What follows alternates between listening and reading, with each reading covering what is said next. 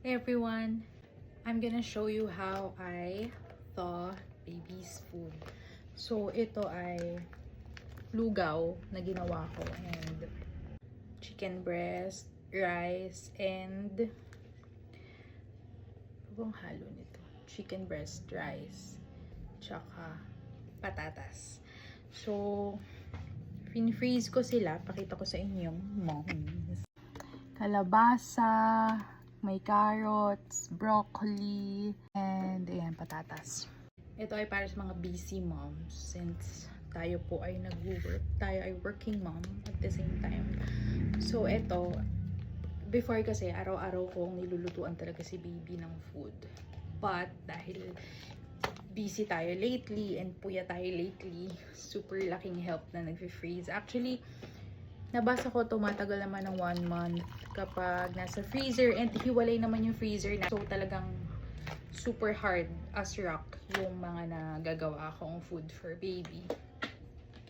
So, pero hindi naman namin yun papaabutin ng 1 month. So, good for 5 days lang. Usually 5 days to 1 week yung kanyang food. So, makukonsume namin yun agad.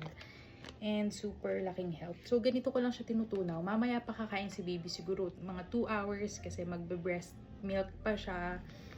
So, nagpapump ako ngayon ng kanyang milk. Ayan. And, usually ang schedule ng kain niya is after, like 1 hour after siyang dumede. So, ito, pwede ko na itong tunawin. Itong nilagay ko, actually, pwede siya sa heater. Kung meron kayong heater, meron kayong microwave. Pero, syempre, isasalin muna to bago i-microwave. Pero, ito, mas madali. Yung mug, typical na pang tunaw. Yung mug, nilagyan ko lang ng hot water and actually, hindi kasha. So, ililipat ko. Yan, ito. And then, ibababad ko lang siya dyan for about until kakain na si baby. So, good to go na siya. So, ayan. Tapos, mamaya kakainin na yun ni baby. Ang favorite food pala ni baby. Si baby ay 7 months na. Actually, mag-8 months na nga. Next week, 8 months na siya. And ang favorite food niya ay carrots. So far, carrots. Favorite fruit niya ay banana and apple.